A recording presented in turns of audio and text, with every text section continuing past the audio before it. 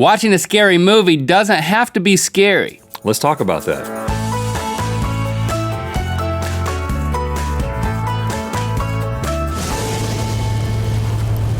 Good Mythical Morning. Before we get started, we want to remind you that our brand new sketch, Did You Get Me Anything?, is live over on the Rhett Link channel.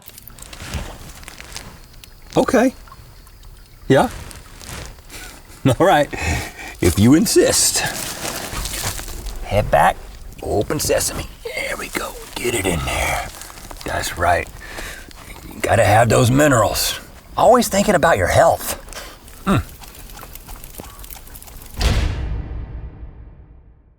So head on over there and check it out, but not before we answer a few of your questions. Mythical Beasts, every week we ask you to ask us questions on Facebook, Tumblr, and Twitter, and every week we throw them into a steaming hot cauldron of question brew.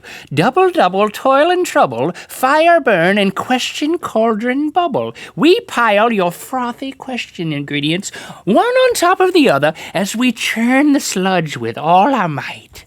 At long last, we dip our answer spoon into your question goo and feed it to the ungrateful child we stole from the local village, turning him forever into a slimy toad. He has his answer now, children. Do you?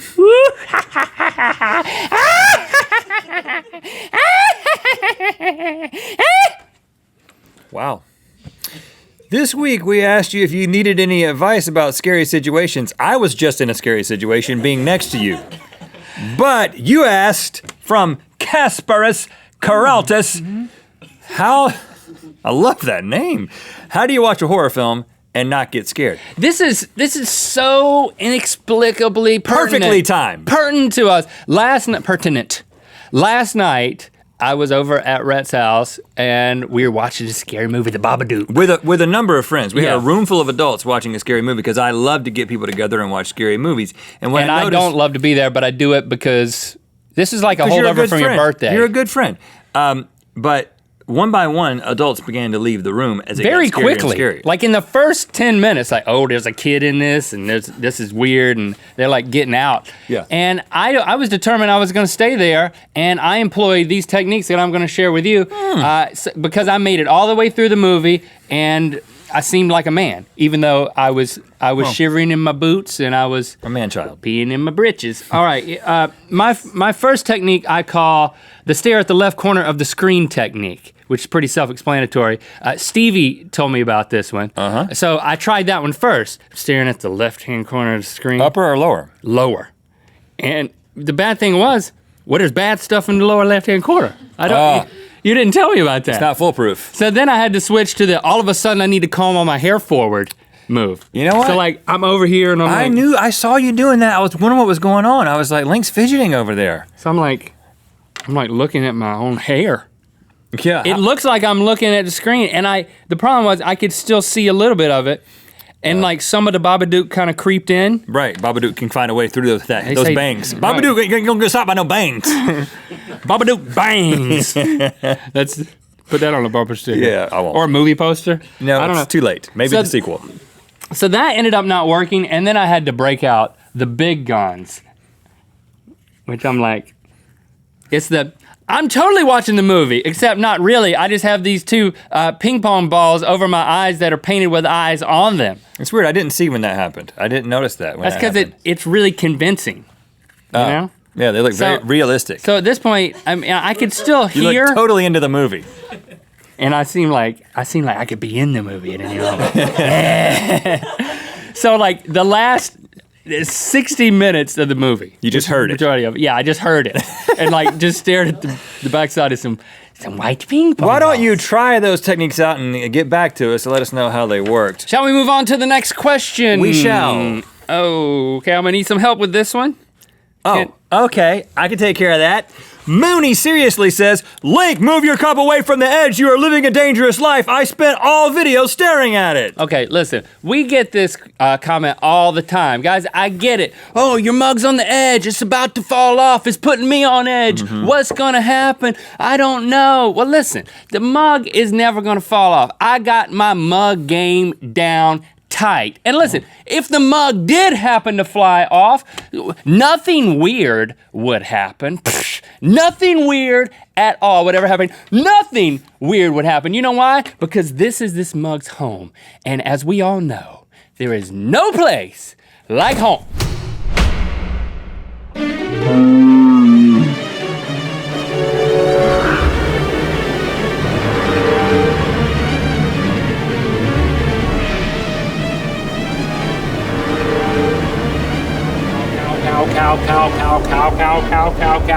Cow. Move.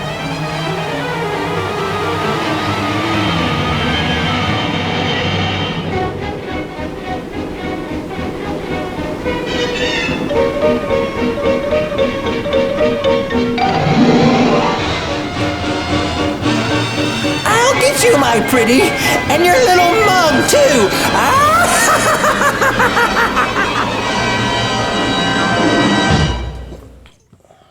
Nice catch, Link.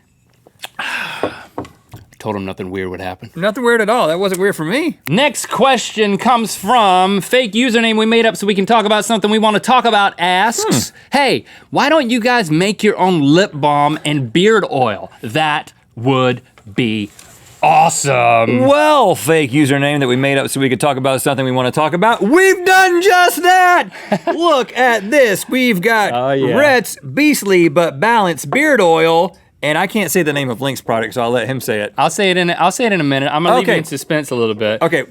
This is kind of off the wall, so it's not just, hey, we created this stuff and we want you to buy it. We just really got a kick out of doing this. And we developed these. And we developed them. So. Okay, so this is the story. Over the holidays, back in December of 2014, I was at home and I was at somebody's house, and there was a bunch of dudes there with beards. And I had this beard oil that I had bought just off the internet, and I'm like, and I realized that all these guys have beards, and I'm like, I'm gonna break out beard oil, and we're all gonna put on beard oil at this Christmas party.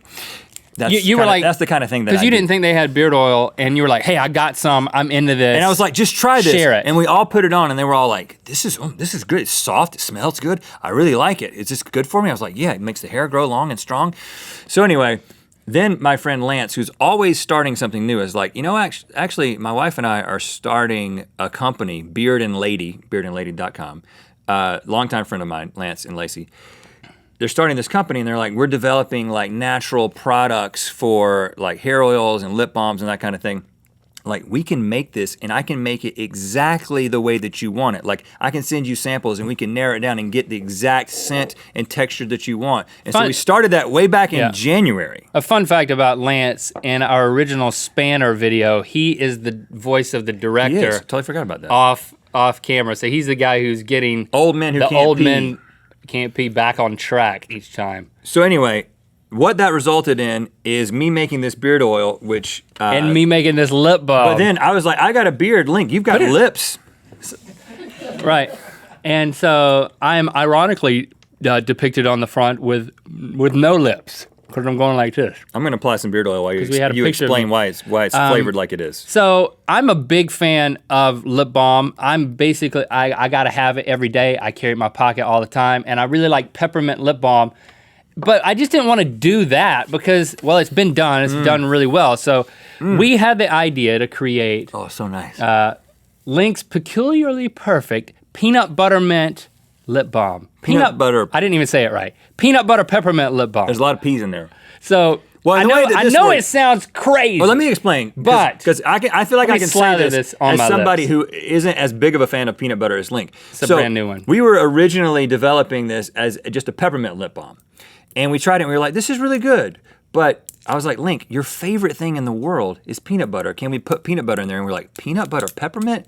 Let me tell you right now, it's peculiar. That's why we call it that. It is unbelievably tasty. I've just been eating it straight.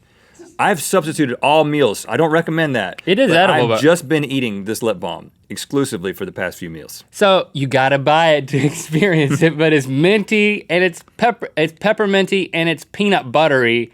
in a weird way. So shout out to Lance and Lacey at beardandlady.com. It's dessert-delicious. But you actually are gonna be, these are exclusively at our store, our DFTB store. RhettLink.com/store is where you can get these. And we made a really small batch of each one to start, so go over there and get in on that have before they give out. I'm also gonna put some beard oil on, even though I don't have a beard. Put some beard oil on your stubble.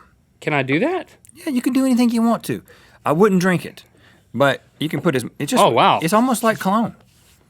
Make my face shiny. Yeah, It's like you got the shiny face. It's shiny face lotion if you don't have a beard, which is something a lot of women are into. Oh man, that's good.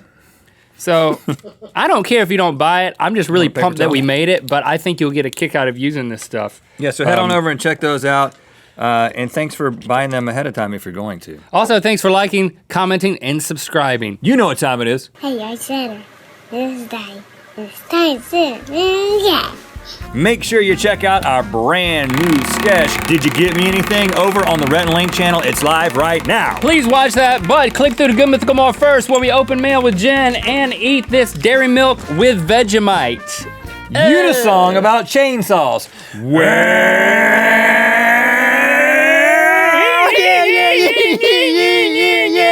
You know what you need to grab when you want to slaughter people left and right, as long as you got some gasoline. Well, really, it's a mix of gas and an oil. But then you throw it in the tank and slice. This is not a song. It's not a song. It's Not a song. It's a chant. Oh gosh. It bounced off my head and it's going around again. Oh, whoa, whoa, whoa, whoa, whoa, whoa. Oh, I got it. Congrats. Wow.